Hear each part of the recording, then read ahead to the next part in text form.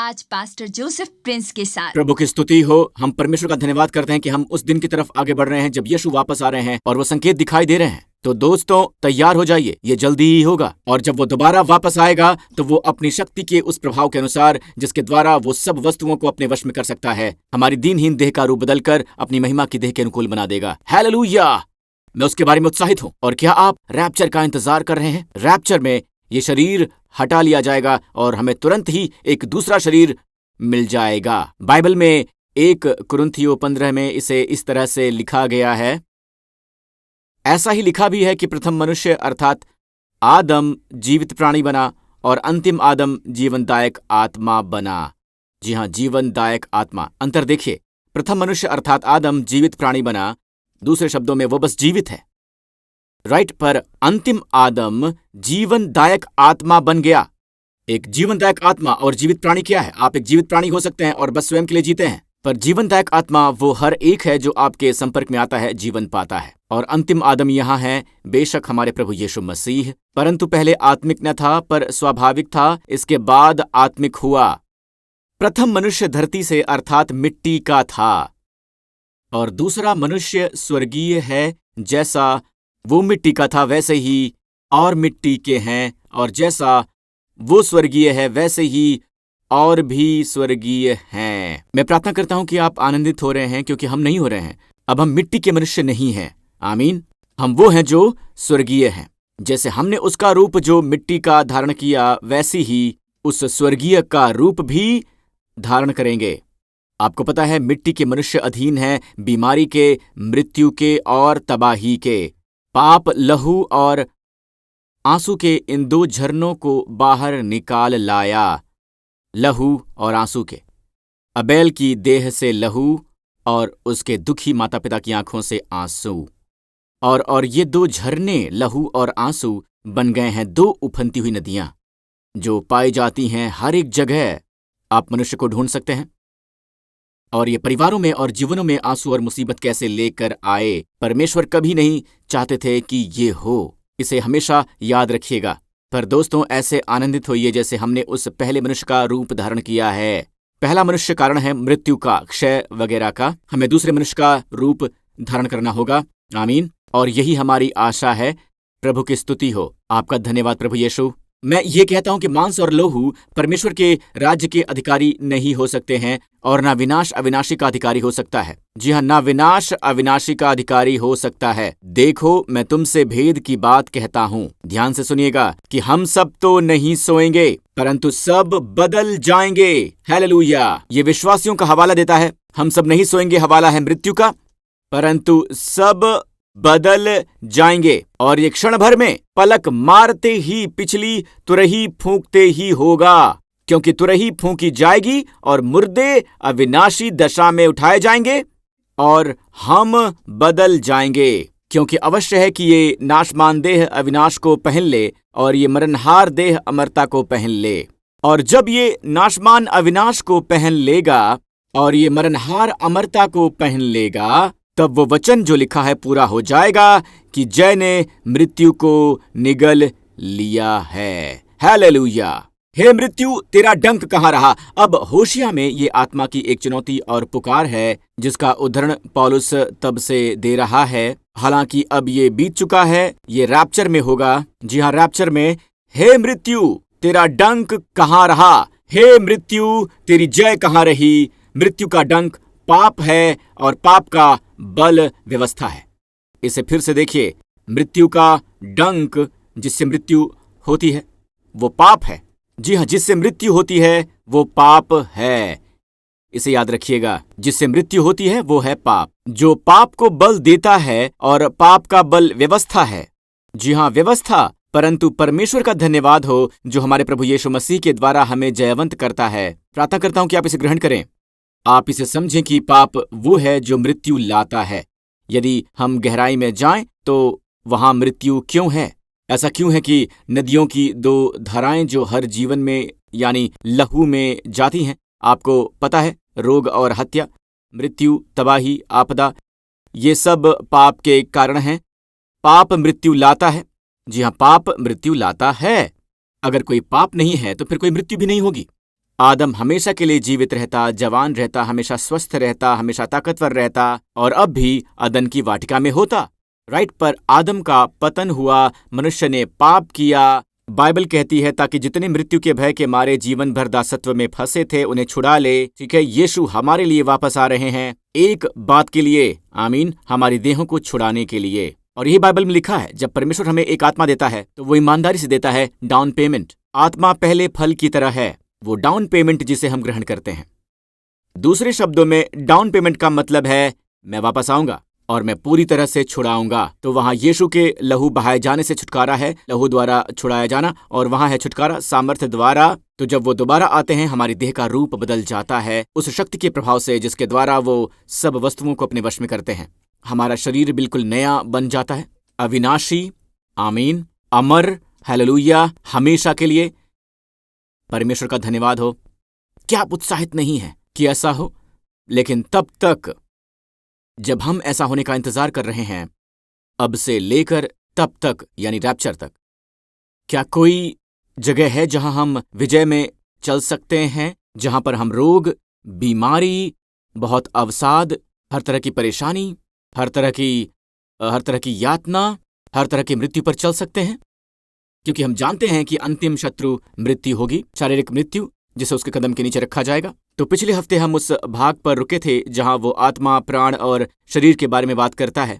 Okay, तो Bible में लिखा है कि मसीह आप में है, यहां तक कि मसीह आप में है, पर शरीर अभी भी मरा हुआ है पाप की वजह से, पर आत्मा जीवित है धार्मिकता के कारण, और फिर उस धार्मिकता के पास जीवन है। आपका आत्मा जीवन है धार्मिकता के कारण। और पूरा अध्याय बात करता है, अध्याय का पहला हिस्सा बात करता है आपके मन को आत्मा पर लगाने के बारे में, ना कि शरीर पर। शरीर के प्रति सचेत मत बनिए, पाप के प्रति सचेत मत बनिए, रोग के प्रति सचेत मत बनिए, पुनरुत्थानित जीवन के प्रति सचेत बनिए, धार्मिकता के प्रति सचेत बनिए। और यदि आप धार्मिकता के प्रति सचेत हैं, वहां वो आत्मा, वो जीवन जो धार्मिकता में है, आपकी आत्मा में है, आपके प्राण को तर कर देगा, अवसाद को, हतोत्साह को और उन सभी निरर्थक भावनाओं को निकाल देगा। और ये आपके शरीर को स्पर्श करेगा और उसका परिणाम होगा संपूर्णता और स्वास्थ्य। Wow, hallelujah. पर कुंजी है धार्मिकता, वही धार्मिकता जो ये है कि आप कौन हैं, आमीन, आत्मा में, आमीन। पर मत भूलिए कि सचमुच आप कौन हैं और आपका संपूर्ण अस्तित्व क्या है। यह अवश्य ही आपके प्राण को छूता है और यह अवश्य ही आपके शरीर को छूता है। तो क्या हमने सीखा कि वो धार्मिकता ही वो कुंजी है? क्योंकि फिलिपियों में लिखा है, उसमें पाया जाऊं, न कि अपनी उस धार्मिकता में जो मसीह पर विश्वास करने के कारण है, मैं उसको और उसके मृत्युंजय की सामर्थ के मर्म को जानूं। क्योंकि बाय डिफॉल्ट मैं जानता हूं कि पाप एक समस्या है, हम एक गहरी जड़ की ओर जा रहे हैं, उस काम करने के आधार की ओर, उसे निकालने के लिए जिससे पाप फलता फूलता है। इसलिए हर कोई जो लोगों को याद दिलाता है इस सच की कि विश्वासी, मैं विश्वासियों का हवाला दे रहा हूं कि वो मसीह में परमेश्वर की धार्मिकता है जो उनकी मदद कर रहे हैं पाप के प्रति विवेकी ना होने के बारे में। जैसा कि इब्रानियों 10:2 में लिखा है, जब सेवा करने वाले एक ही बार शुद्ध हो जाते तो फिर उनका विवेक उन्हें पापी न ठहराता, पर बजाय इसके वो धार्मिकता के प्रति विवेक को बढ़ावा देते हैं। दूसरे शब्दों में विश्वास द्वारा धर्मी। यदि वो इसे लोगों के जीवनों में बढ़ावा देते हैं तो वो लोगों के प्रति बहुत बड़ा अनुग्रह करते हैं, क्योंकि वो उन लोगों में जीवन मुक्त कर रहे हैं। वो उनके प्राणों और शरीर को स्पर्श करेंगे। वो मसीह की देह में स्वास्थ्य को बढ़ावा दे रहे हैं। और यही कारण है कि हम इसे क्यों नहीं देखते हैं। हम अब व्यवस्था को वापस लाते हैं। वो व्यवस्था जिसे हमने अभी अभी पढ़ा, मृत्यु का डंक पाप है और पाप का बल व्यवस्था है। अगर आप रोमियो 7 की ओर देखें, परंतु जिसके बंधन में हम थे उसके लिए हम मरकर अब व्यवस्था से ऐसे छूट गए कि लेख की पुरानी रीति पर नहीं वरन आत्मा की नई रीति पर सेवा करते हैं। अब हम व्यवस्था से छुड़ा लिए गए हैं। ये एक औपचारिक व्यवस्था, रीति रिवाज की व्यवस्था नहीं है, ये ऐसी व्यवस्था नहीं है, ये 10 आज्ञाएं हैं। अगला वचन हमें यही बताता है। तो हम क्या कहें, क्या व्यवस्था पाप है? कदापि नहीं, वरन बिना व्यवस्था के मैं पाप को नहीं पहचानता। ये कौन सी व्यवस्था है? क्या ये रीति रिवाज वाली व्यवस्था है? आगे पढ़ते रहिए। क्योंकि व्यवस्था यदि न कहती कि लालच मत कर तो मैं लालच को न जानता, तो संदर्भ बिल्कुल साफ है, हवाला दे रहा है 10 आज्ञाओं की। चलिए आगे पढ़ते हैं। परंतु पाप ने अवसर पाकर आज्ञा के द्वारा मुझ में सब प्रकार का लालच उत्पन्न किया, क्योंकि बिना व्यवस्था पाप मुर्दा है। अब गौर कीजिए, इस वचन के अनुसार पाप स्वयं हमें हर तरह की इच्छा नहीं उत्पन्न कर सकता या करता है, ये आज्ञा द्वारा अवसर पाता है। और यहां ये हवाला देता है 10 आज्ञाओं में से अंतिम आज्ञा का, कि तुम लालच नहीं करोगे या बुरी इच्छा नहीं रखोगे, परंतु आज्ञा के द्वारा अवसर पाकर। और ये बहुत दिलचस्प है, ये शब्द अवसर यहां है शब्द अफॉर्मे, और ग्रीक में यही वाइन्स कहते हैं। जो ग्रीक के एक्सपर्ट हैं, ठीक है, वो कहते हैं संभवतः स्टार्टिंग पॉइंट, ये शब्द अफॉर्मे संभवतः स्टार्टिंग पॉइंट है। अब पौलुस ने क्या कहा? पाप से आज्ञा पाकर, यानी अफॉर्मे में पाकर। अफॉर्मे में का मतलब यही होता है, संभवतः एक स्टार्टिंग पॉइंट का इस्तेमाल होता था युद्ध में, ऑपरेशन के बेस को दर्शाने के लिए। युद्ध में ऑपरेशन का एक बेस। अब ये देखिए, नए नियम में ये ऐसा होता है, व्यवस्था ने पाप दिया उसे कार्य आधार बनाकर प्राण पर अपना हमला करने के लिए। जी हां, प्राण पर। वाओ, क्या आपने ये सुना? यही वाइन ने कहा इस शब्द अफॉर्मे के विषय में, रोमियो अध्याय 7 में, कि पाप व्यवस्था को ले आ रहा है कार्य आधार के रूप में। अब दोस्तों, युद्ध में, और हम देखते हैं कि अतीत के सारे युद्ध, जानते हैं यहां तक कि द्वितीय विश्व युद्ध वगैरह वगैरह, एक पक्ष जानता है कि ऑपरेशन का बेस कहां है, जहाजों को कहां लॉन्च किया जा रहा है, युद्ध के ऑपरेशन का बेस आखिर कहां है। वो उन सभी संसाधनों को निशाना बनाएंगे जो उनके पास हैं, वो सभी मिसाइलें और गोला बारूद जो उनके पास हैं ऑपरेशन के बेस को तबाह करने के लिए, क्योंकि यहीं से आक्रमण शुरू होता है। जी हां, यहीं से आक्रमण शुरू होता है। एक ऑपरेशन का बेस वही होता है जहां से आक्रमण शुरू किया जाता है। अब इस वचन में लिखा है कि पाप व्यवस्था को ऑपरेशन के बेस के रूप में लेता है। पाप ने अवसर पाकर आज्ञा के द्वारा मुझ में हर प्रकार का लालच उत्पन्न किया। हर प्रकार का लालच, ध्यान दीजिएगा, पाप ने अवसर पाकर मुझ में हर प्रकार का लालच उत्पन्न किया। दूसरे शब्दों में, बिना व्यवस्था पाप मुर्दा है। पाप शिथिल पड़ा रहता है, यह जागृत नहीं होता है। ऑलराइट, मैं नहीं कह रहा हूं कि आप बिना पाप के हैं, आपके पास पाप है, पर जो पाप के जागृत होने का कारण है वो है आज्ञा। रोमियो 6 में बाइबल में लिखा है कि क्रूस पर मसीह की मृत्यु ने इसे मुकम्मल किया है। रोमियो 6 में हम पाप के लिए मर गए, पर रोमियो 7 में हम केवल पाप के लिए नहीं मरे हैं, हम व्यवस्था के लिए भी मर गए क्रूस पर मसीह की मृत्यु के द्वारा। क्या हम इसे समझते हैं? हम व्यवस्था से छूट गए हैं, क्योंकि व्यवस्था ऑपरेशन का बेस है। इसे रचा गया था पाप को आगे लाने के लिए। और मुझे गलत मत समझिए, व्यवस्था पवित्र है, व्यवस्था धर्मी है। ओके, चलिए उसे पढ़ते हैं जो यहां पौलुस ने लिखा है। और पौलुस यहां कहता है, मैं तो व्यवस्था के बिना पहले जीवित था, परंतु जब आज्ञा आई तो पाप जी गया और मैं मर गया। पाप जी गया। जानते हैं, शैतान ने हेडक्वार्टर के कॉरिडोर में, संभवतः यहां ये शब्द अभी भी सिखाया जा रहा है कि पाप को जीवित कैसे करें आज्ञा को अंदर लाकर, क्योंकि लोगों के पास परमेश्वर है। आपको पता है, वो बहुत ही ज्यादा धार्मिक हो सकते हैं, वो आज्ञा का पालन करना चाह सकते हैं, और ये एहसास नहीं करते हैं कि वो एक ऐसे संसार में प्रवेश कर रहे हैं जिससे वो कोशिश कर रहे हैं, वो विरोधाभास उत्पन्न कर रहे हैं, क्योंकि व्यवस्था परमेश्वर द्वारा निर्मित की गई थी उसके लिए। व्यवस्था पवित्र है, व्यवस्था के साथ कुछ भी गलत नहीं है, कुछ भी गलत नहीं है। व्यवस्था धर्मी है, आज्ञा पवित्र और धर्मी है, पर हम में ही कुछ गलत है। और जितना हम व्यवस्था का पालन करने की कोशिश करते हैं, व्यवस्था किस लिए निर्मित की गई है? हमारी कमियां दिखाने के लिए कि हम में क्या कमी है। आमीन, हमारे पाप दिखाने के लिए। जितना आप इसका पालन करने की कोशिश करेंगे, उतना ये बदतर होती जाएगी। सिने की तराई में इस्राएल को देखिए, देखिए उनके साथ क्या हुआ। आप देखते हैं एक सुनहरा बछड़ा, ठीक है। उसके बाद वो कहते हैं, जो भी आज्ञा परमेश्वर देते हैं हम उसे करते हैं। अगले अध्याय में परमेश्वर ने उन्हें 10 आज्ञाएं दी। उसके बाद आपको क्या मिलता है? एक सुनहरा बछड़ा। सबसे पहली आज्ञा, परमेश्वर ने क्या कहा? तू मुझे छोड़ दूसरों को ईश्वर करके न मानना। ऑलराइट, मुझे छोड़कर किसी अन्य ईश्वर की भक्ति मत करना, मूर्ति खोद कर न बनाना, सिर्फ मेरी ही भक्ति करना। यही है जो वो कहते हैं पहली आज्ञा में। और क्या आप जानते हैं, वहां एक सुनहरा बछड़ा। वाह, उन्होंने सुनहरा बछड़ा कैसे बनाया? सोने और चांदी से, जिसे वो मिस्र से लेकर आए थे, जिसकी लालसा उन्हें पहले दिन से नहीं थी। जब वे दूसरे दिन बाहर निकल कर आए उन्हें लालसा कभी नहीं थी और अगले सप्ताह उन्हें बिल्कुल भी लालसा नहीं हुई। अगले सप्ताह भी उन्हें कोई लालसा नहीं हुई। पर क्यों? उनमें अब लालसा हो गई है। क्यों? पाप का अर्थ उन पर आ गया है। ऐसा क्यों हुआ? क्योंकि मनुष्य ने स्वयं को व्यवस्था के अधीन कर लिया।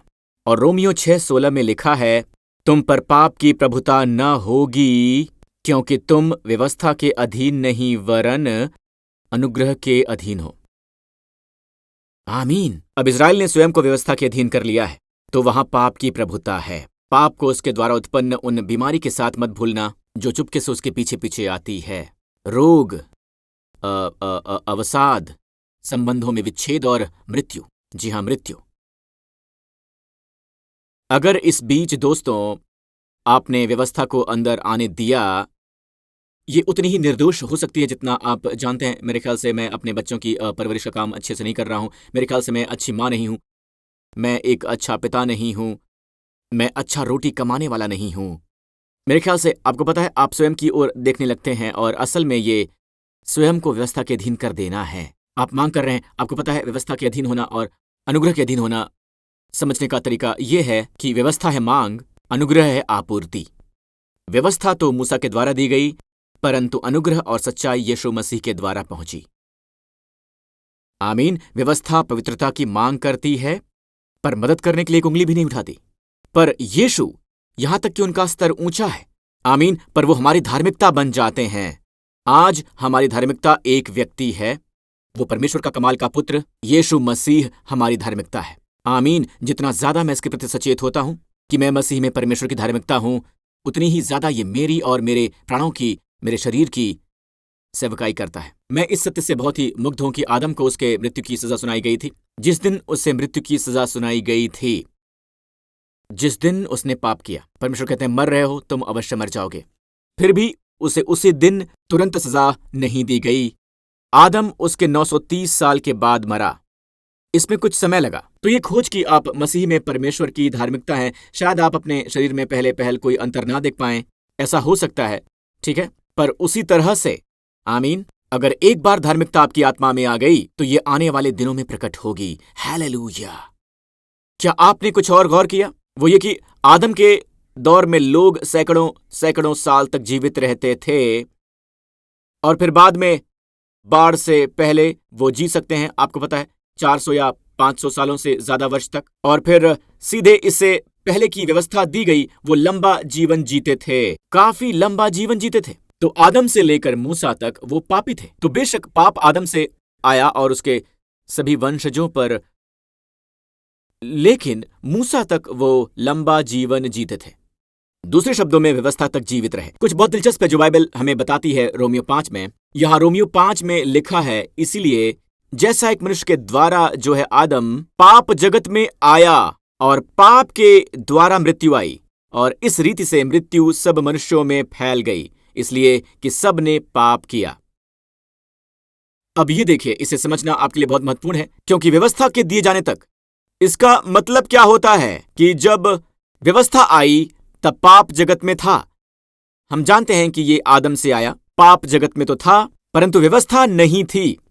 परमेश्वर ने अभी व्यवस्था नहीं दी थी, क्योंकि व्यवस्था के दिए जाने तक, जब तक व्यवस्था आई, पाप जगत में तो था, परंतु जहां व्यवस्था नहीं वहां पाप गिना नहीं जाता। तो भी आदम से लेकर मूसा तक मृत्यु ने उन लोगों पर भी राज्य किया। मूसा उस व्यवस्था का प्रतिनिधि है। तो आदम से लेकर मूसा तक, व्यवस्था के दिए जाने तक, ठीक है, मनुष्य लंबा जीवन जीता था, हालांकि उसने पाप किया हुआ था। यहां तक कि वहां मृत्यु थी, पर लगता था कि मृत्यु को खाड़ी में रख दिया गया था। मैं स्वीकार करता हूं, जब आप विश्वासी के जीवन से पाप के प्रति सचेतना निकालते हैं तो आप असल में उस विश्वासी को बढ़ा रहे होते हैं। यही वचन है, आप उस विश्वासी के लिए जीवन बढ़ा रहे होते हैं। हालेलुया। मृत्यु व्यवस्था के साथ आती है। पौलुस इसे गलातियों 3 में कहता है, जो कोई व्यवस्था की पुस्तक में लिखी हुई सब बातों के करने में स्थिर नहीं रहता, वो श्रापित है। केवल उसे ही आप नहीं चुन सकते हैं जिसका पालन कर सकते हैं, और आप बाकियों को खारिज कर सकते हैं। आपको सब करना है धर्मी बनने के लिए। याकूब कहता है, क्योंकि जो कोई सारी व्यवस्था का पालन करता है परंतु एक ही बात में चूक जाए, तो ये मोतियों के हार की तरह है, एक टूटी तो सारी बिखर जाती हैं। सुनिए मेरे दोस्त, अगर आप अपना सर्वोत्तम करते हैं, व्यवस्था के लिए काफी नहीं है। आपको व्यवस्था में हर बात करनी होती है, वरना आप श्राप के अधीन होंगे। पर दोस्तों, गलातियों 3 में आने वाले वचन में लिखा हुआ है, मसीह ने जो हमारे लिए श्रापित बना, हमें मोल लेकर व्यवस्था के श्राप से छुड़ाया, क्योंकि लिखा है कि जो कोई काठ पर लटकाया जाता है वो श्रापित है। जी हाँ, तो मसीह ने हमारे लिए उस श्राप को लिया। और बाइबल कहती है हम व्यवस्था द्वारा जीवित नहीं रहते, हम विश्वास द्वारा जीवित रहते हैं। असल में आप गलातियों में देखते हैं कि व्यवस्था का उलट असल में विश्वास है। विश्वास और व्यवस्था में हमेशा एक विषमता होती है, और बाइबल में लिखा है कि विश्वास से धर्मी जन जीवित रहेगा। मुझे पसंद है ये, विश्वास से धर्मी जन जीवित रहेगा। रोमियो 1 में हम इसे इस तरह से पढ़ते हैं, और असल में इसे दोनों तरह से पढ़ सकते हैं। इसे पढ़ा जा सकता है कि बस विश्वास से धर्मी जीवित रहेगा। मैं सोचता था इस बारे में उनकी तरह जो परमेश्वर पर विश्वास कर रहे हैं अपने रुपए पैसे वगैरह के लिए, जब वो फुल टाइम मिनिस्ट्री में है, राइट, विश्वास से धर्मी जन जीवित रहेगा। पर असल में सारांश ये है कि मेरे ख्याल से कुछ अनुवादकों ने इसे उजागर किया है, और असल में यह है विश्वास के द्वारा धर्मी, विश्वास द्वारा धर्मी जन जीवित रहेगा। जितना आपको विश्वास है आप विश्वास द्वारा धर्मी हैं, आप जीवित रहेंगे। अगर आपने यीशु को कभी भी अपना व्यक्तिगत उद्धारकर्ता और परमेश्वर नहीं बनाया है, तो इसी समय कहिए, हे स्वर्गीय पिता, आपके पुत्र मेरे प्रभु और उद्धारकर्ता यीशु मसीह के वरदान के लिए आपका धन्यवाद। आपका धन्यवाद कि मसीह मेरे पापों की खातिर मरे और मुर्दों में से जी उठे जब मुझे उनमें धर्मी ठहराया गया। यीशु मसीह, इसे कहिए, यीशु मसीह मेरे प्रभु और मेरे उद्धारकर्ता हैं। आपका धन्यवाद पिता, मुझे हमेशा के लिए उद्धार मिला है, मेरे सभी पाप क्षमा कर दिए गए हैं। और अब इसे कहिए कि मैं मसीह में परमेश्वर की धार्मिकता हूं, प्रभु मसीह में। आमीन। यीशु के नाम की स्तुति हो। दोस्तों, इस धार्मिकता के विवेक में बने रहिए। हर बार जब आप विश्वास करते हैं कि मैं मसीह में परमेश्वर की धार्मिकता हूं, तो जान लीजिए कि आप अपने प्राण के संसार में और ज्यादा जीवन मुक्त कर रहे हैं। आप अपने शरीर में जीवन मुक्त कर रहे हैं। स्वीकार कीजिए, जी हाँ, स्वीकार कीजिए। जिन्हें आप जानते हैं कि नए सिरे से जन्मे हैं, शायद वो यीशु के लिए नहीं है, वो यीशु के लिए नहीं जी रहे हैं, फिर भी उन्हें परमेश्वर के लिए, मसीह को परमेश्वर की धार्मिकता के रूप में स्वीकार करें और परमेश्वर को सभी बातें पलटते हुए देखें। हालेलुया।